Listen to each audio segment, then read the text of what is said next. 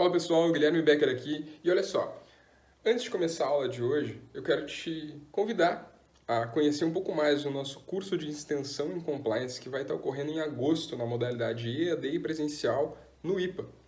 Essa modalidade EAD, a gente tem feito alguns vídeos informativos por causa da pandemia. A previsão é para que o curso comece em agosto, tanto na modalidade EAD quanto presencial.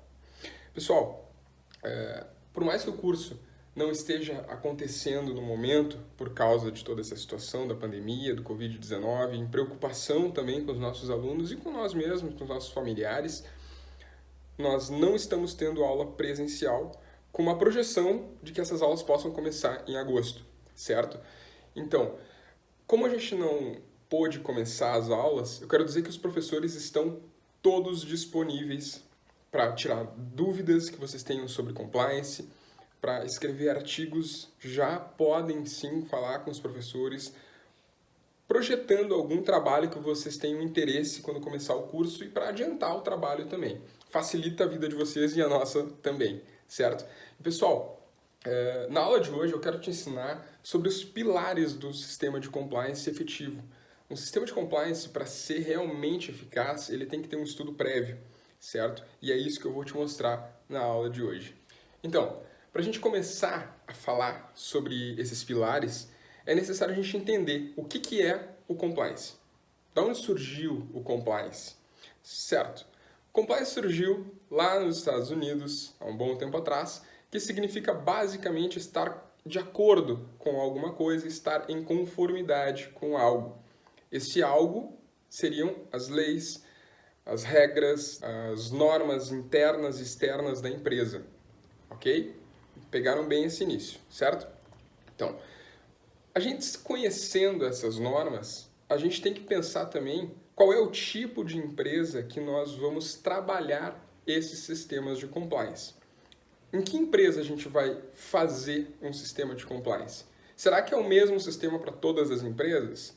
Será que eu aplico um sistema numa empresa Eireli, eu posso aplicar para uma SA também? Claro que não, até porque existem legislações que tratam elas de forma diferente. Então, antes de começar a trabalhar literalmente o compliance, os pilares do sistema de compliance, eu tenho que saber onde eu estou pisando. Eu estou pisando numa Eireli, eu estou pisando numa sociedade anônima, estou pisando numa limitada, então estou numa MEI, é possível também. Então, sabendo onde eu estou pisando, eu vou ver basicamente as legislações que vinculam a esse tipo empresarial. Por exemplo, também a legislação tributária. Vamos ter uma aula muito boa com uma professora aqui do curso, que inclusive é a nossa presidente aqui da Comissão Nacional de Compliance, doutora Isabel Nardon, vai dar uma aula essencial sobre tributações num sistema de compliance, né? O que um sistema de compliance precisa ter para analisar todo o sistema financeiro da empresa, todas as legislações tributárias. Dentro da legislação tributária, existe o lucro real e o lucro presumido, certo? Existe uma outra forma de tributação também, que a gente não usa muito aqui no Brasil, mas vamos analisar essas duas, lucro real e lucro presumido, certo? Eu já sei o tipo da empresa que eu estou pisando, agora eu já vou ver qual é o regime tributário que essa empresa escolheu para fazer no final do seu ano de tributos, certo? Lucro real, pessoal, é a obrigação de ser transparente quanto a todo o lucro que a empresa teve ao longo do ano. Lucro presumido, eu não preciso ter uma obrigação de falar exatamente o que eu tive de lucro, e sim, eu tenho uma projeção do que eu vou ter de lucro, certo? Sabendo disso, a gente vai para a forma de organização da estrutura da empresa. O que é isso? Um modelo organizacional, ele é adotado por uma empresa para facilitar a comunicação interna da empresa, numa cadeia gerencial, certo? E também, pessoal, é fundamental para uma melhoria contínua, para uma melhoria eficaz de controle interno da empresa, certo? Prevenindo falhas, prevenindo fraudes e possíveis riscos que possam ocorrer dentro daquela empresa, conforme o que a legislação proíbe ou permite. Então, atividades agrupadas por processo, certo? A gente vai ter essas atividades dentro da empresa. A gente vai agrupar algumas atividades para fazer um gerenciamento organizacional mais concreto. Aí você me pergunta, Becker, qual é o melhor modelo organizacional para minha empresa? Não sei. A gente tem que estudar isso. A gente tem que pensar, primeiro, realmente qual é a tua empresa. E, sabendo qual é o tipo empresarial que a gente está pisando, a gente vai pensar numa responsabilidade social, na ética e aí sim, compliance, certo? Até porque responsabilidade social e ética e compliance não existem sem controles rígidos. Então, nós temos que ter controles muito rígidos dentro da organização. Ah, mas eu tenho que ser flexível. Claro, a gente precisa ser flexível dentro de uma empresa, mas a flexibilidade tem que estar dentro daquele regimento que a gente criou para a empresa. E o importante também é que a construção de uma marca, ela se faz com solidez e constância, certo? E no mercado, né, caso a gente não faça essa construção dessa forma, com solidez e constância, a gente pode se dar mal dentro da empresa. Gestão operacional e ética, então, pessoal. O que eu preciso fazer para estruturar uma companhia com um sistema de compliance? Em primeiro lugar, eu preciso de tempo, certo? Tempo é fundamental para eu conseguir construir um sistema ético e eficaz dentro da empresa, sólido. Segundo ponto, eu preciso de maturidade institucional.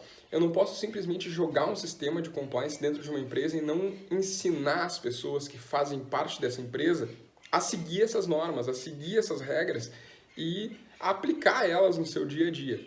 Então, eu preciso ensinar as pessoas e que elas tenham maturidade institucional. E o terceiro ponto, é profissionalismo de gestão. Quem está na gestão de um compliance tem que ser profissional do compliance. A pessoa tem que entender sobre gestão de risco, análise de risco, maturidade institucional e saber fazer todas essas análises com base no tempo que a empresa está no mercado. Por exemplo, se eu tenho uma empresa que está há 1 ano no mercado e tem 10 funcionários, essa empresa ela tem pouco tempo de mercado, consequentemente, ela está apta a receber novas regras, está pronta para modificar, certo? Então, é uma empresa que está aberta a novos ares do mercado. Uma empresa que está há 50 anos no mercado, já tem as suas regras, é um pouco mais difícil de conseguir alterar alguns regimentos dessa empresa. A gente tem que mostrar para essa empresa que ela não está tão bem no mercado. E assim a gente consegue inserir um sistema de compliance realmente rígido e eficaz dentro da empresa, fazendo toda essa análise de risco, uma análise puramente técnica, jurídica, informando para a empresa o que ela tem para ser alterado e o que ela pode continuar fazendo sem aumento de risco ou até mesmo com uma diminuição de risco, certo? Então, pessoal, existe uma análise que os profissionais de compliance geralmente fazem, não digo que todos fazem, mas alguns fazem, e é importante, sim, eu acredito que todo profissional de compliance deveria inserir essa análise dentro da empresa, que se chama análise SWOT, S-W-O-T, vem de Strength, Weakness, Opportunities e Threats, que seria o quê? Concentrar nos pontos fortes, reconhecer as fraquezas, agarrar as oportunidades e proteger dos riscos que a gente tem no mercado, certo? Nos proteger das ameaças, né? Threats. Dessa forma, a gente consegue resolver problemas matematicamente. para ter melhores resultados, e a gente faz essa análise do ponto de vista interno e externo também. Quem quiser saber mais sobre análise SWOT, se botar no Google análise SWOT, vai ver um gráfico onde vai aparecer a pessoa que tem que fazer uma análise, pode ser qualquer pessoa da empresa, um funcionário, porque a gente precisa dessa análise a respeito de todos os profissionais que estão atuando dentro dessa empresa para ter uma noção geral do que as pessoas estão achando da empresa, como elas enxergam essa empresa. Um funcionário de alto padrão de uma empresa, vamos dizer um diretor, um gestor, ele tem uma visão da empresa. Mas e quem está na portaria? E quem está na limpeza? Qual é a visão que essa pessoa tem? Então é importante também a gente fazer essa análise SWOT com todos os colaboradores da empresa, certo? E, pessoal, tratando agora de legislação anticorrupção, a gente tem aqui no Brasil a Lei 12.846, e ela chegou após a Lava Jato, todo aquele esquema de mensalão, todas essas atos de corrupção que afetaram o Brasil e afetaram muito. Essa legislação veio para combater a corrupção. E antes de mais nada, antes de entrar nos pilares de um sistema de compliance, eu queria te falar um pouquinho sobre a corrupção. Você sabe o que é a corrupção, como ela se dá no nosso meio? Eu fiz uma análise sobre as faces da Hidra. Para quem não conhece, a Hidra é um monstro mitológico, um animal mitológico, na época de Hércules. E esse animal, assim que eu falar, vocês vão saber. Hércules, ele tinha algumas metas para serem feitas. E matar a Hidra era uma dessas metas. A Hidra é um animal onde tu cortava a cabeça, nasciam duas no lugar daquela lá, que foi cortada. E assim se forma a corrupção. Hércules derrotou a Hidra da seguinte forma, ele foi cortando as cabeças, cortando e cortando, a Hidra ficou cheia de cabeças. Ou seja, se a gente não liquida com a corrupção de uma vez só, vai nascer outros atos de corrupção. Mais ou menos é essa analogia. Hércules conseguiu derrotar a Hidra da seguinte forma, o primo dele estava junto com ele na batalha, Hércules cortava a cabeça da Hidra e o primo prontamente jogava fogo em cima da cabeça, pegava uma tocha, queimava e cicatrizava aquele ferimento aberto para não nascer uma nova cabeça. E é assim, dessa forma, que a gente tem que agir com a corrupção. A gente tem que entender onde se encontram os atos de corrupção dentro da empresa, onde a gente tem mais riscos que aqueles atos ocorram e liquidar com os atos. Terminar de vez com qualquer possibilidade, probabilidade de acontecer novos atos de corrupção, certo? E essa legislação veio justamente para reprimir esses atos de corrupção, punir quem faz os atos de corrupção, certo? Mas aí tu me pergunta, Becker, eu tenho uma empresa e eu sou obrigado a fazer um sistema de compliance? Olha, no meu ponto de vista, eu vou dizer que sim, tu seria muito obrigado, né? E bem obrigado. Mas juridicamente não é obrigado. Nós temos algumas legislações que apresentam algumas possibilidades de tu ter um sistema de compliance, mas que não te obrigam a ter. Algumas outras legislações referentes a algumas empresas, sim, obrigam a empresa a ter compliance. Por exemplo, se eu pegar a resolução 4.595 do Banco Central, ela é uma resolução de 2017, é recente, e ela fala aqui, instituições financeiras e demais instituições autorizadas a funcionar pelo Banco Central devem possuir programas de compliance. Então, essa legislação obriga as instituições financeiras a terem programas de compliance. Já a instrução número 480 da CVM, Comissão de Valores Imobiliários, ela diz o seguinte, as companhias abertas, ou seja, companhias abertas a gente pode tratar aqui de SA, certo? Que disponibilizam ações em bolsa de valores. As companhias abertas que se enquadrem como emissoras de categoria A estão sujeitas a um certo grau de obrigatoriedade. Não obriga plenamente a ter um sistema de compliance, mas segue o modelo Comply or Explain, ou seja, ele força as emissoras a informar se seguem cada uma das práticas recomendadas. E caso negativo, explica por que você não segue. Então, é um modelo interessante. A gente não é obrigado a ter compliance, mas a gente é obrigado a informar o porquê que a gente não tem um sistema de compliance. Isso é uma norma da CVM. Além disso, a gente tem a Lei Federal 13.303, que diz que empresas públicas, sociedades de economia mista e as demais entidades sujeitas à Lei de Empresas Estatais estão obrigadas a regras de governança corporativa e práticas de compliance, principalmente em relação às contratações e ao relacionamento com o público externo. Então, pessoal, a gente pode ver que nem toda legislação obriga. Eu trouxe duas aqui que obrigam, geralmente empresas públicas, e uma legislação que não obriga, mas tem que explicar o porquê não cumpre com aquela norma. A legislação anticorrupção, pessoal, já faz mais de um século, tá? Vamos dizer assim. Por quê? E não foi baseado num fato isolado. Essas legislações, elas vêm se alterando com o tempo, porque elas fazem parte de uma série de escândalos de corrupção que aconteceram e elas foram modificando até chegar no momento de criar realmente uma legislação anticorrupção. Os primeiros registros, olha que interessante isso aqui, os primeiros registros foram em 1906, com a criação do Food and Drug Administration, lá nos Estados Unidos. A agência federal do Departamento de Saúde americana, com o objetivo de fiscalizar a saúde alimentar e comércio de medicamentos e de cosméticos. Então foi uma legislação que foi criada para fiscalizar. Ou seja, eu já estava tendo um compliance lá atrás, sem ter um nome de compliance.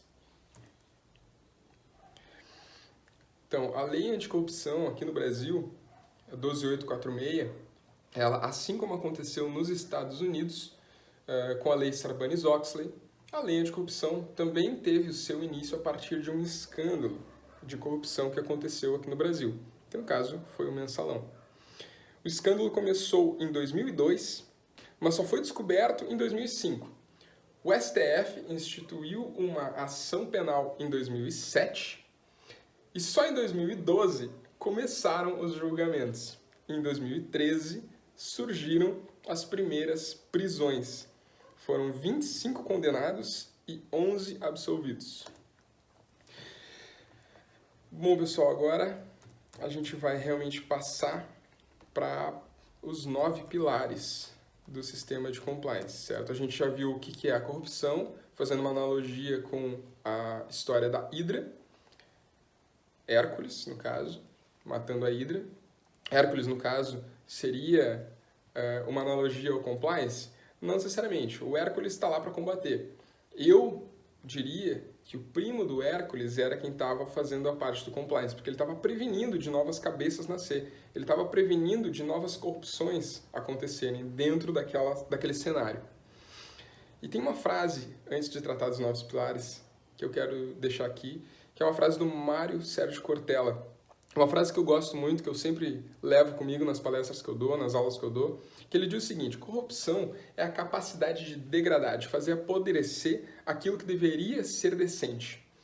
A corrupção é possível, mas não é obrigatória. É algo que está no nosso dia a dia, mas que não se coloca necessariamente a cometê-la. Essa frase é fantástica quando a gente fala de compliance, porque trata realmente de atos de corrupção. Eles estão presentes no nosso dia a dia, a gente está na frente deles, a gente pode cometer, mas a gente não precisa cometer eles, certo? Então essa frase basicamente diz isso e é fantástica nesse meio do compliance, eu acho que é muito pertinente.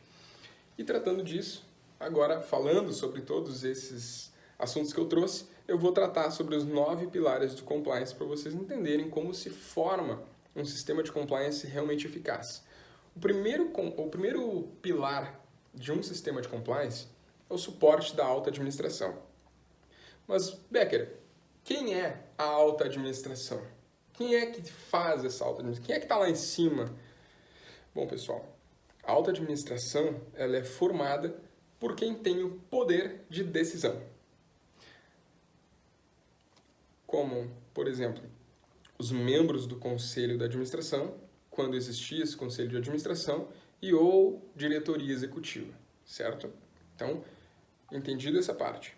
Quem é a alta administração? Conselho de administração e a diretoria executiva, certo?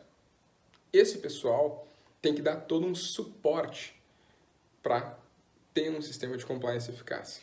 Quando eu falo de suporte, eu falo de diversos guias de compliance nacionais e internacionais que reforçam ainda mais a importância do apoio da alta administração com os seguintes órgãos, tá? OCDE, Organização do Comércio, de Cooperação e Desenvolvimento Econômico, o Ministério de Transparência, a Controladoria Geral da União, a CGU, e o Conselho Administrativo de Defesa Econômica, que é o CAD. O papel da alta administração, então, vai ser qual? Indicar o profissional que vai ficar responsável pelo gerenciamento do programa de compliance, que será o nosso querido Compliance Officer, certo? Então, esse é o profissional que vai cuidar e vai gerenciar todo o nosso sistema de compliance dentro da empresa. Ele vai construir uma área, um departamento de compliance, para auxiliar e dar suporte às ações desses profissionais, certo? Mas se a empresa for pequena e não conseguir contratar um profissional dessa área, não conseguir contratar alguém para ser o compliance officer da empresa, como é que fica isso aí? Becker, assim tu me quebra, compliance officer é muito caro. Eu tenho uma empresa pequena e eu não posso contratar um compliance officer. Muito bem, não necessariamente precisa contratar um compliance officer.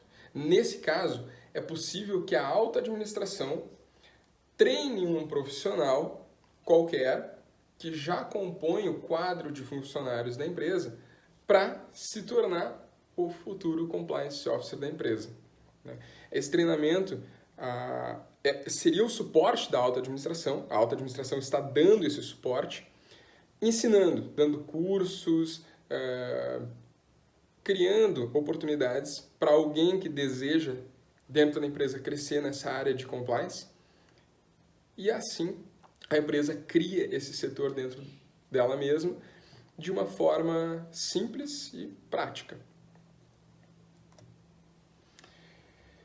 Vamos lá, pessoal. Então, vamos para o segundo pilar do sistema de compliance, que para mim é um dos pilares mais funcionais, mais fortes dentro desses 9 pilares, ou 10, talvez tenha um a mais aqui que eu tenha trazido para vocês, que é a avaliação de riscos. Esse é o segundo pilar. O segundo pilar, então, é a avaliação de riscos. Cada organização é única. Então, talvez o risco que o meu vizinho tenha, eu não tenha. Então, dentro de um sistema de compliance, a empresa tem que analisar os seus próprios riscos e, a partir disso, tomar medidas cabíveis para acabar com esses riscos dentro da empresa, certo? Então, o desenvolvimento de um processo de CRA. Anotem isso que é importante. Compliance Risk Assessment. Que é o quê?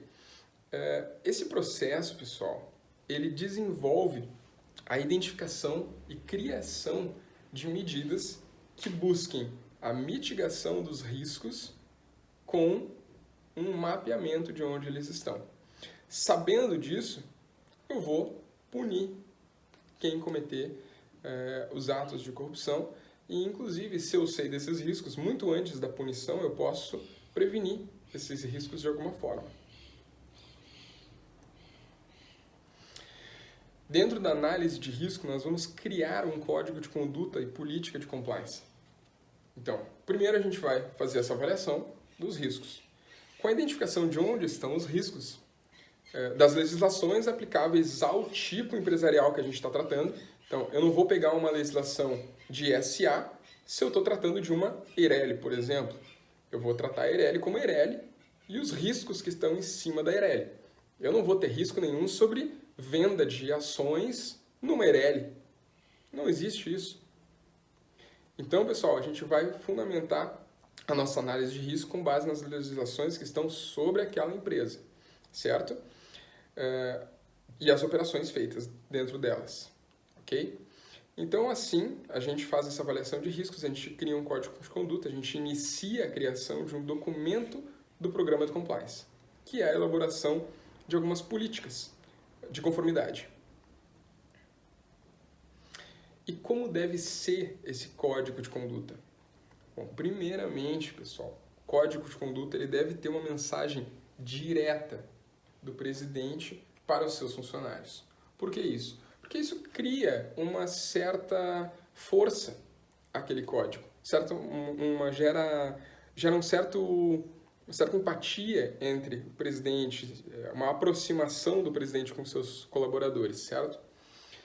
Segundo ponto, esse código tem que ser em linguagem acessível. Eu sei que na minha empresa eu tenho 30 funcionários. Desses 30 funcionários, 10 têm cursos de especialização, 5 terminaram a faculdade e os outros 15 fizeram... os outros 10 fizeram até o ensino médio e 5 só fizeram o ensino básico. Eu sei que existem linguagens diferentes dentro da minha empresa. Existem pessoas que talvez não entendam algumas certas palavras. Então, o linguajar dentro do meu código de conduta tem que ser acessível a todos os colaboradores. A mensagem, então, tem que ser objetiva e clara. Deve ter também perguntas e respostas. Por isso a importância de fazer a análise SWOT. Essa análise vai me permitir saber o que todos os meus colaboradores entendem e sabem ou não sabem sobre a minha empresa. Então eu coloco toda essa informação dentro do meu código de conduta e assim as pessoas vão entender. Alguém fez aquela pergunta e agora eu estou respondendo ela para ti. Fica fácil, fica claro, fica direto. Então todos ficam entendendo o que se pode e o que não se pode fazer dentro da empresa para mitigar os riscos dentro dela. Além disso, ele deve introduzir cada um dos assuntos relevantes para um programa de compliance. Vamos lá, pessoal. Além disso, nessa análise de avaliação de riscos, eu tenho treinamento e comunicação.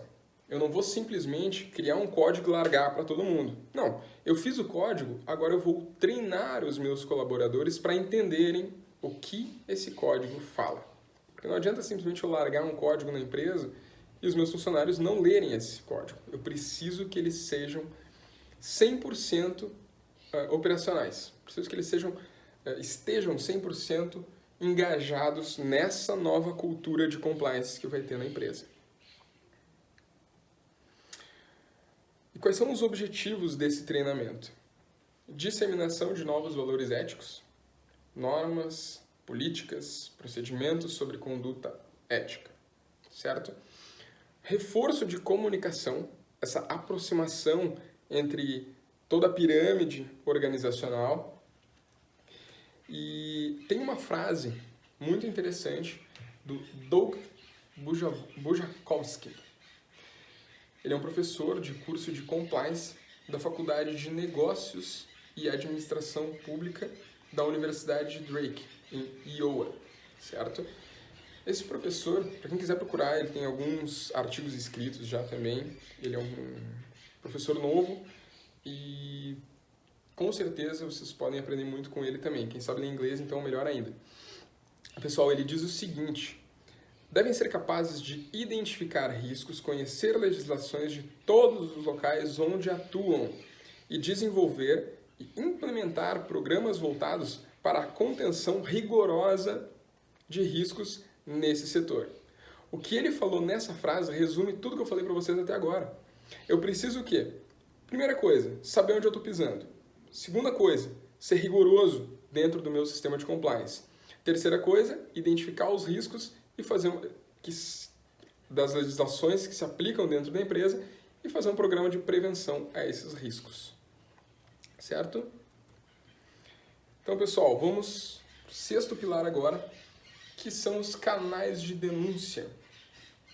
São os meios de comunicação que fornecem aos funcionários, colaboradores, parceiros comerciais, uma forma de alertar a empresa sobre potenciais violações ao código de conduta ou outras políticas também externas a respeito da análise de riscos que essa empresa tem, certo? E sim, essas denúncias são anônimas. Ninguém vai ir atrás do colaborador que fizer essa denúncia, porque essa denúncia tem que ser anônima. Senão, ninguém vai fazer. Mas também tem que cuidar para ninguém ficar de gracinha. Isso é uma coisa séria, onde as pessoas enxergam algo ilegal ou antiético dentro da empresa, faz a denúncia anônima. Se realmente for alguma coisa pertinente, se não for uma brincadeirinha, vai ter sim investigações internas até descobrir o que está acontecendo dentro daquela empresa para mitigar os riscos e acabar com qualquer ato de corrupção que esteja dentro daquela empresa. O sétimo pilar, pessoal, são as investigações internas. Eu acabei me antecipando, acabei falando, né, sobre as investigações internas. Acho que vocês conseguiram pegar um pouquinho sobre o que são as investigações internas dentro das empresas. E elas têm que possuir, pessoal, esses processos que permitam investigações para atender prontamente as denúncias que são feitas através do canal de denúncia ou através de qualquer outro canal. Então, a empresa tem que estar disponível para acontecer essas investigações. E o ideal é que não seja uma investigação feita pelo próprio compliance officer da empresa, e sim por algum auditor externo, porque é uma pessoa neutra nesse processo. Pessoal, o oitavo pilar, um dos pilares mais importantes para mim também, que é o due diligence. Para quem nunca ouviu falar nesse nome, para quem acha um nome estranho, diferente, dá uma pesquisada no Google, né? São basicamente processos prévios, né, que a gente faz antes de alguma contratação, alguma parceria, certo? Due diligence, então, é um processo que envolve um estudo e uma análise de avaliação detalhada de informações de alguma determinada empresa ou futuro funcionário que vai integrar o nosso quadro colaborativo.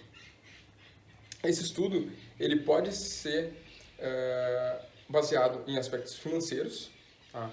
Eu posso saber se a empresa ela tem lucro presumido ou ela é um lucro real. Eu, como uma empresa, quero fazer negócio contigo, que está me ouvindo aí. Eu quero saber se a tua empresa ela tem liquidez no mercado, é uma empresa que está crescendo, é uma empresa que tem lucro presumido ou lucro real no regime tributário.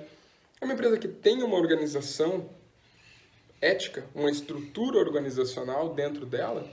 É uma empresa que está adequada a padrões de compliance. Fazendo todo esse estudo, eu posso saber se eu realmente vou querer fazer negócio contigo ou não. Se sim, ótimo. Eu já fiz um estudo prévio. Agora é só colocar no papel e vamos embora lá fazer essa parceria entre empresas. E por que a gente realiza due diligence? Olha só. Nesse momento, existem 5 motivos importantes. O primeiro deles é o posicionamento da tua empresa no mercado. O segundo dele, projeção para o futuro. Eu preciso saber se fazer negócio contigo vai ser bom para a minha empresa. Se for, ótimo, eu fiz uma projeção futura sabendo que a tua empresa está de acordo com as normas, está de acordo com as legislações, bate com o meu código de conduta interno da empresa. Então, se está tudo ok, está devendo nada, está tudo certo, vamos fechar negócio. Minha projeção futura é boa em relação à tua empresa. Agora, eu também tenho que saber os principais concorrentes que essa empresa tem, né? A base concorrencial dela. Porque se eu sei que é uma empresa que os concorrentes são fracos, ótimo, melhor. é um futuro mais promissor para mim. Essa empresa não tem concorrentes tão fortes à altura de tirar ela do mercado. Outra forma também importante da due diligence, do porquê realizar, é saber a situação fiscal. Como eu falei, uma das primeiras coisas é saber qual é o regime de tributação da empresa, se é regime presumido, se é lucro real. Porque isso é importante, pessoal, a gente saber qual é a projeção da empresa. A gente saber o que a empresa tem de tributação, como é que a empresa está se movimentando no mercado financeiro. E por último, para a gente saber quais são os principais riscos relacionados ao negócio. Então, pessoal, vamos para o 9º pilar agora. Eu acabo não falando os números dos pilares, desculpem. No final da aula, eu vou dar todos os números deles, o que é cada um deles, tá? O 9º pilar seria o monitoramento e auditoria, certo? Deixa eu só ver uma coisinha aqui rapidinho. O 6º foi ok, o 5º tá ok, o 4º, 3º, tá todos os pilares até agora numerados.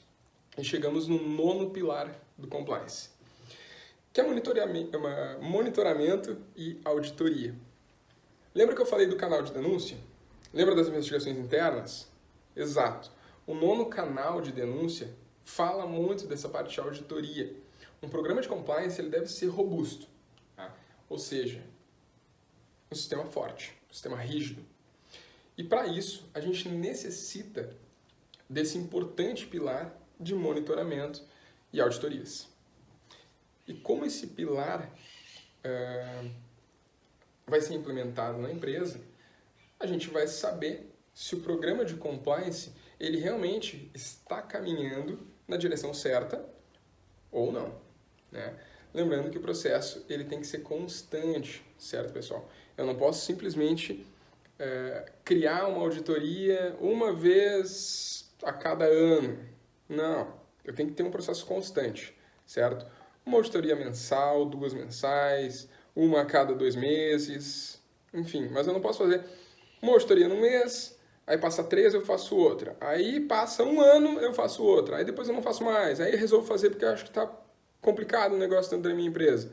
Entendeu? Não funciona assim.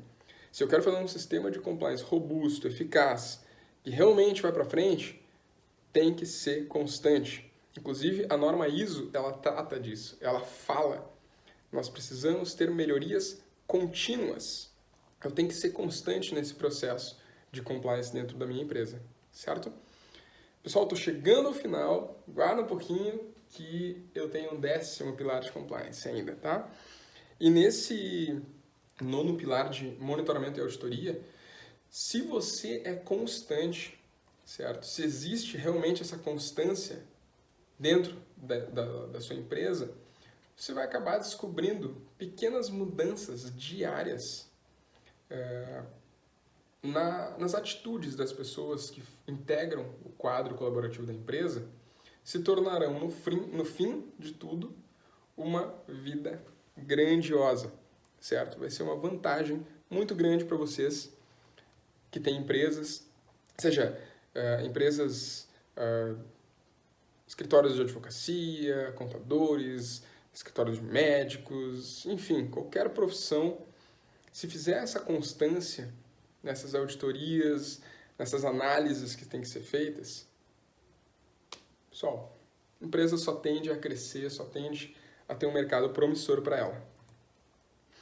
Muito bem. E, pessoal, para quem não me conhece, eu terminei o meu mestrado há pouco tempo e no meu mestrado eu tinha um projeto para falar de Criminal Compliance. É um compliance puramente fazendo uma análise criminal dos riscos. Lavagem de dinheiro, tráfico ilícito, enfim, exatamente esses crimes. Como eu vou prevenir esses crimes de acontecer dentro das empresas.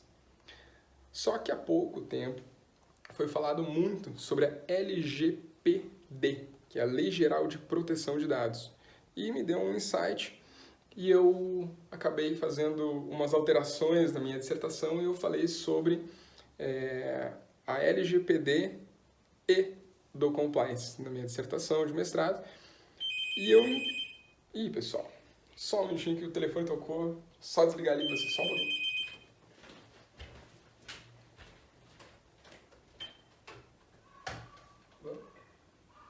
Tá.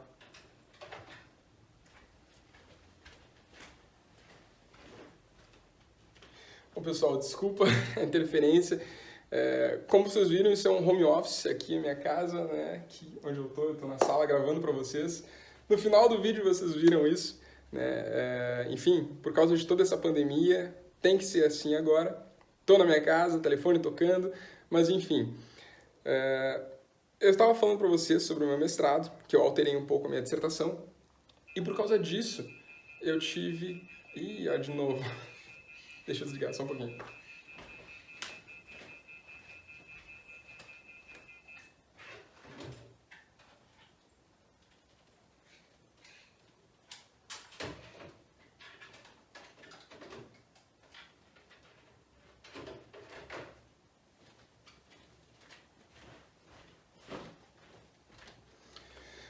Muito bem, pessoal. Enfim, eu acabei por criar, vamos dizer assim, um 10º pilar para o sistema de compliance. Esse pilar, eu não encontrei ninguém falando dele na internet, mas eu acho extremamente importante, desde já, a gente falar sobre a transparência de dados. Toda empresa vai acabar entrando nesse regime da LGPD quando a lei entrar em vigor. E com esse novo regime, a empresa ela tem que ser transparente, ela tem que deixar os teus dados disponíveis para te saber o que a empresa está fazendo com esses dados. Por exemplo, eu sou uma empresa. Você que está me assistindo quer saber o que eu estou fazendo com o seu e-mail ou o seu telefone. Você me pergunta e eu tenho que ser transparente.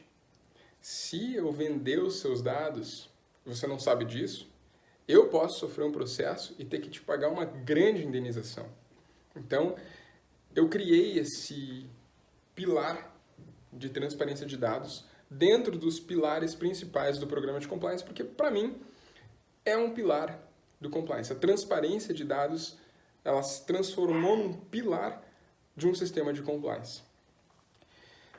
E uma frase, inclusive, que eu escrevi na minha dissertação, né? Se o compliance é estar em conformidade com as legislações, com as normas, com regulamentos internos e externos, não se pode deixar de fora o 10º pilar, que trata especificamente sobre o tratamento adequado de dados, de acordo com a Lei 13.709, LGPD.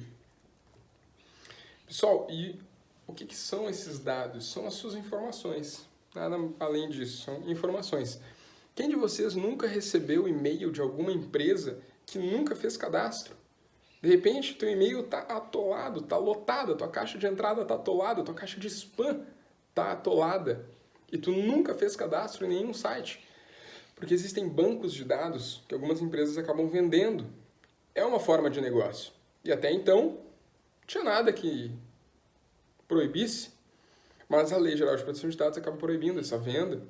Não proíbe 100%, né? Se você der o seu consentimento para a empresa, ela pode sim usar os seus dados como bem entender. Mas existem alguns tipos de dados, como os dados pessoais, os dados sensíveis e alguns outros também que a lei trata, certo? Pessoal, os dados pessoais são aqueles dados, são aquelas informações que podem ser lidas a uma pessoa, certo? E representa qualquer informação que pode ser associado a alguém. Então, por exemplo, eu tenho uma tatuagem de cachorro na minha bochecha. Essa informação é um dado pessoal da pessoa. Tu consegue identificar. Não é normal alguém ter um cachorro desenhado na bochecha. Enfim, se eu tenho essa informação, eu falo, é o que tem o cachorro na bochecha. Sabe? É o careca. Esse tipo de informação são informações que representam as pessoas. Então, essas informações são dados pessoais, certo? E eu tenho, além disso, os dados sensíveis, que é onde a empresa tem que ter o maior cuidado, né? Empresas hospitalares, empresas de medicamentos, são empresas de grande risco porque tratam diretamente com esses dados.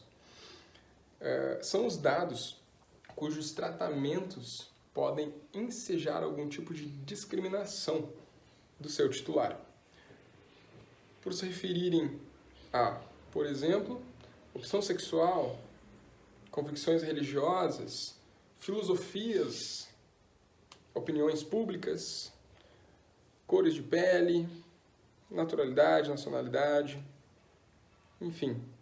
São esses tipos de informações que não podem ser passadas adiante, porque são dados sensíveis, são informações sensíveis das pessoas. Os dados sensíveis, então, pelo potencial discriminatório que representam, de acordo com a proposta em questão, deveriam ser protegidos de uma forma mais rigorosa. E se eu tenho um sistema de compliance, eu vou buscar essa proteção de uma forma segura e que não afete a minha empresa negativamente. Então aqui a gente acaba debatendo realmente o grau de proteção dos dados dentro das empresas, certo? Essa aula ficou um pouquinho comprida, mas chegando ao fim, eu queria dizer assim, pessoal, o programa de compliance ele já é uma realidade no nosso meio, certo? Virou uma tendência, muitas empresas construindo seus programas de compliance, muitas empresas ainda acreditando que criaram, mas ainda não criaram. Então, pessoal, proponho para vocês que estudem sobre os programas de compliance, informem amigos, familiares sobre esses programas, como eles realmente funcionam dentro das empresas, o que precisa para ser efetivo. E se você conhece algum empresário que tem um sistema de compliance e você olhou o sistema e viu que aquilo ali não basta, não é um sistema seguro, informa, não custa nada. Você não imagina se o programa que ele fez, de repente ele comprou um CD dizendo sistema de compliance, colocou dentro da empresa um sistema de compliance e acredita que isso baste. Não basta, pessoal. A gente precisa informar as pessoas, informação é tudo. E compliance, né, como uma grande frase que eu também levo e acho fantástica, essa frase, é a seguinte: você não pode segurar uma onda, mas você pode aprender a surfar. Existem muitas pessoas hoje que estão à deriva, que não conhecem os sistemas de compliance ainda, que não sabem como criar esses sistemas, que não sabem como ter eles realmente fortes dentro da empresa. Então você que está fazendo esse curso, informa essa pessoa.